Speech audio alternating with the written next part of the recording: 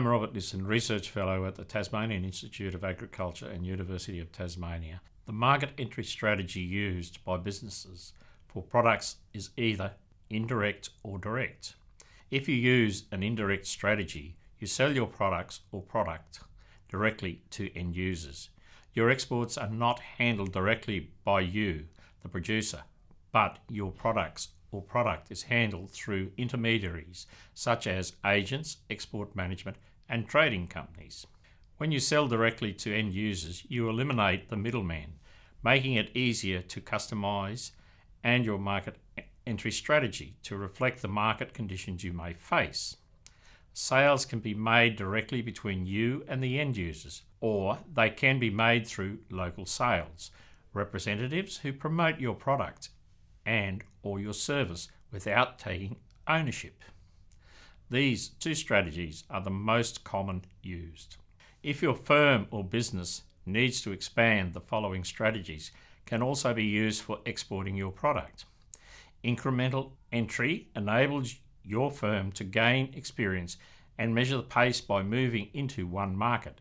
It reduces the commitment of resources and involves less risk.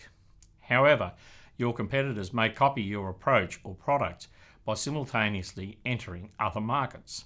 Simultaneous entries. You may choose several countries to focus on with your products.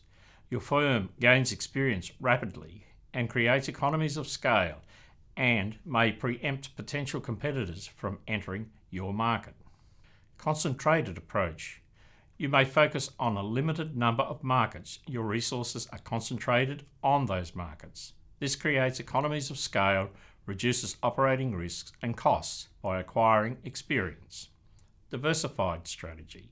Enter markets with different characteristics, product maturity, enable your firm to have greater strategic flexibility. However, your resources can be spread thinly and may affect your economies of scale and requires greater management of resources. The choices of market entry modes are shown on this slide. There are non-equity modes and equity modes and strategic alliances your business may form. The majority of Australian agricultural producers and exporters of produce use this strategy of non-equity indirect exports mode. However, there are examples of equity modes, wholly owned subsidiaries using a greenfield operation set up to enable Australian agricultural businesses in foreign countries to provide their product to their customers from the northern and southern hemisphere, increasing their supply period. To successfully export, several options are needed to be considered. Your approach to costing your product, the use of branding and trademarks to differentiate your product from competitors. Focus on market niches and market segments where maximum benefits can be gained. Develop strategic alliances with key members of the supply chain. Some considerations for export are what to be expected from freight forwarders. Some are: provide a cost summary for the shipment.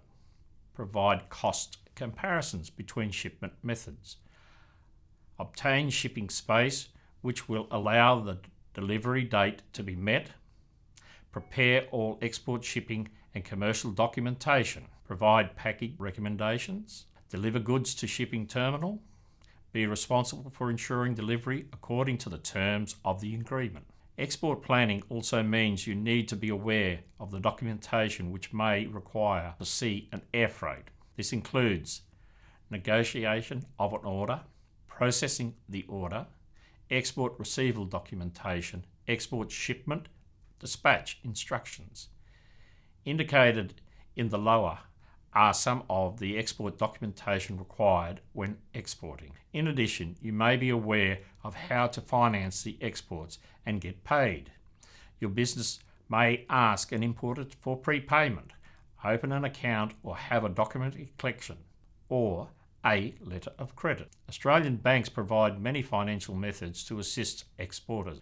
Your business has to be very familiar with the rules of trade. These rules are provided under the International Commercial Terms of Trade, Incoterms. These are internationally recognised standard trade terms used in sale contracts.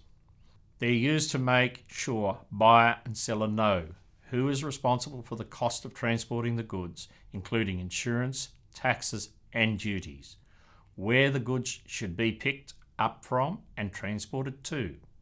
Who is responsible for the goods at each step during the transportation?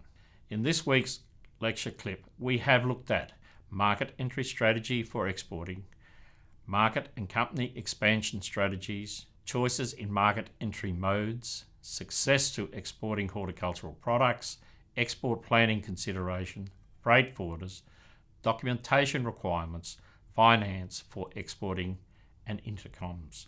Thank you.